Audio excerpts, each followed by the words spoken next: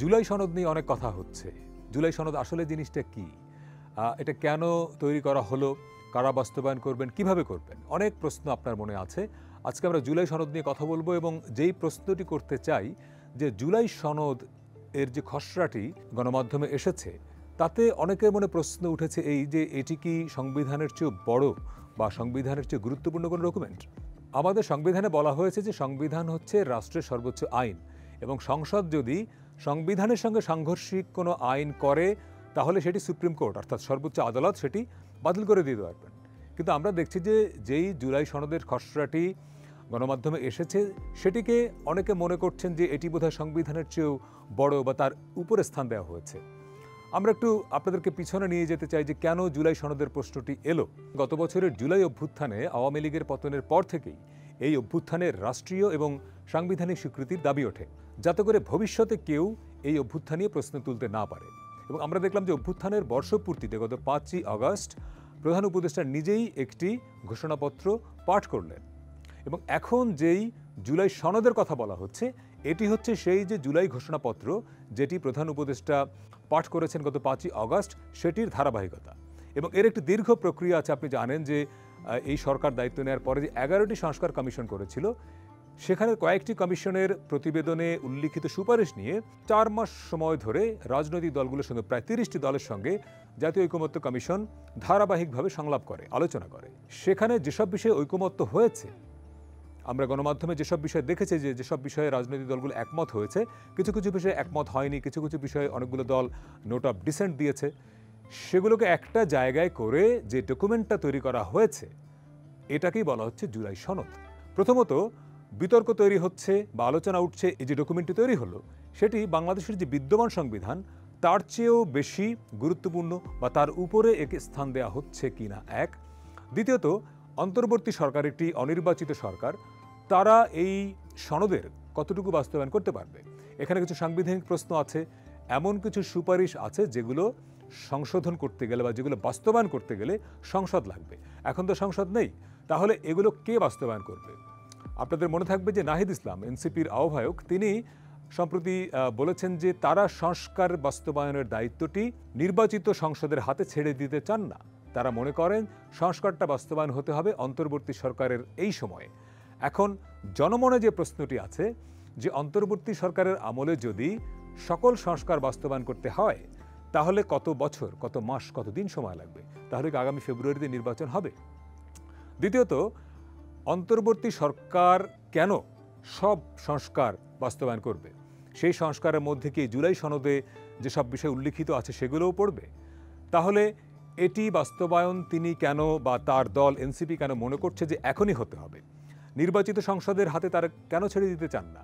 নির্বাচিত সংসদ মানে হচ্ছে সেটি জনগণের প্রতিনিধিরা সেখানে দায়িত্ব পালন করবেন, জনগণের ম্যান্ডেট যাদের উপরে থাকবে। তাহলে জনগণের ম্যান্ডেট যাদের উপরে থাকবে তারা একটি সনদ বা একটি প্রতিশ্রুতি বাস্তবায়ন করতে পারবেন না, এই অবিশ্বাস বা এই অনাস্থাটি কেন এনসিপির বা নাহিদ ইসলামের মনে আছে? এটিও জনগণের মধ্যে একটা প্রশ্ন। এই সনদে বলা হয়েছে যে বিদ্যমান সংবিধান বা অন্য কোনো আইনে ভিন্নতর কিছু থাকলে সেই ক্ষেত্রে এই সনদের বিধান, প্রস্তাব, সুপারিশ প্রাধান্য পাবে। বাস্তবতা হলো দেশের সংবিধানও কিন্তু প্রশ্নের ঊর্ধ্বে নয়, বরং তার যে কোনো বিধান কিন্তু আপনি চাইলে আদালতে চ্যালেঞ্জ করতে পারেন। তার মানে সংবিধানের বিধানই যেখানে আদালত বাতিল করে দিতে পারেন সেখানে আপনি জুলাই সনদকে কি করে সংবিধানের ঊর্ধ্বে স্থান দিচ্ছেন? এবং জুলাই সনদে বলা হয়েছে যে যেই সুপারিশগুলো দ্রুত বাস্তবায়নযোগ্য বলে মনে হবে সেগুলো কালক্ষেপণ না করেই পরবর্তী সংসদ নির্বাচনের আগে সরকার অন্যান্য কর্তৃপক্ষ সম্পূর্ণ বাস্তবায়ন করবে। আমরা দেখলাম যে ভাষা, নাগরিকত্ব, সংবিধানের মূলনীতি, মৌলিক অধিকার, সংবিধানের 70 অনুচ্ছেদ, সংসদীয় স্থায়ী কমিটির সভাপতিত্ব, নির্বাচনী এলাকার সীমানা, রাষ্ট্রপতির ক্ষমা, প্রধানমন্ত্রীর একাধিক পদে থাকা নানা বিষয়ে 84টি বিষয় জুলাই সনদে স্থান পেয়েছে। এখন এর মধ্যে আপনি কোনগুলোকে বলবেন আশু বাস্তবায়নযোগ্য এটি কে ঠিক করবে? কিভাবে ঠিক হবে এটা? তো রাজনৈতিক দলগুলোর মধ্যে এটা একটা ঐকমত্যের প্রশ্ন আছে। অনেকগুলো সুপারিশ, অনেকগুলো ধারা যেটা সরাসরি সংসদের দ্বারা বাস্তবায়ন হবার কথা, আপনি সেগুলো কি করে এই অন্তর্বর্তী সরকার বাস্তবায়ন করবে? এটি একটি বড় প্রশ্ন। ফলে নির্বাচনের আগে আপনি যদি আর 6 মাসের মতো সময় পান সেই 6 মাসে কতগুলো বাস্তবায়ন করতে পারবেন? এর মধ্যে নির্বাচনী আসন নির্ধারণ, পুলিশ সংস্কারে একটি কমিশন গঠন, এরকম কিছু কাজ হয়তো এই সরকার করে ফেলতে পারবে, কিন্তু অধিকাংশ সুপারিশ, অধিকাংশই অঙ্গীকার, অধিকাংশ প্রতিশ্রুতি বাস্তবায়ন করতে হবে কিন্তু পরবর্তী সংসদ অর্থাৎ নির্বাচিত সরকার এলে। দিন শেষে আপনাকে জনগণের ম্যান্ডেট নিয়েই যে কোনো কাজ করতে হবে। আগামী নির্বাচনে কারা ক্ষমতায় আসবে তা তো নিশ্চয়ই এনসিপি জানে না, বা আপনিও জানেন না। তো নির্বাচনে যারা ক্ষমতায় আসবে তারা এককভাবে সংখ্যাগরিষ্ঠ হবে নাকি কোয়ালিশন সরকার হবে, এটি তো আমরা এখনও পরিষ্কার না। সেক্ষেত্রে আগামীতে নির্বাচনের মধ্য দিয়ে যারাই ক্ষমতায় আসুক না কেন, তারা একক সংখ্যাগরিষ্ঠতা পাক কিংবা কোয়ালিশন সরকার হোক, জনগণের ম্যান্ডেট যাদের আছে তারাই আসলে ঠিক করবে যে সংসদটা কিভাবে চলবে, রাষ্ট্র কিভাবে চলবে। এবং একটি সংসদ কখনোই তার পরবর্তী সংসদ কি করবে সেটা গাইডলাইন দিতে পারে না। অর্থাৎ বিগত সংসদ কি করেছে এই সংসদে সে সেটি চেঞ্জ করতে পারবে না, এমন কোনো বিধান কিন্তু নেই। ফলে জুলাই সনদের ক্ষেত্রে আরেকটি বড় চ্যালেঞ্জ হবে যে আগামী সংসদে যারা আসবেন সেই সংসদের সংখ্যাগরিষ্ঠরা যদি মনে করেন যে জুলাই সনদের এই জায়গা তারা রাখতে চান না, তখন কিন্তু সেটি বাস্তবায়ন করা কঠিন হবে। ফলে এটি অনেক বড় জটিলতা, এবং আগামী দিনের রাজনীতিতে এই জুলাই সনদ নিয়ে অনেক ধরনের আলোচনা হবে। বিশেষ করে যেই ডকুমেন্টের খসড়াটি আমরা দেখলাম, এটি সকল দলের যারা এই মুহূর্তে অ্যাক্টিভ রাজনৈতিক দল তাদের এখানে অঙ্গীকার করে স্বাক্ষর করবার প্রশ্ন আছে।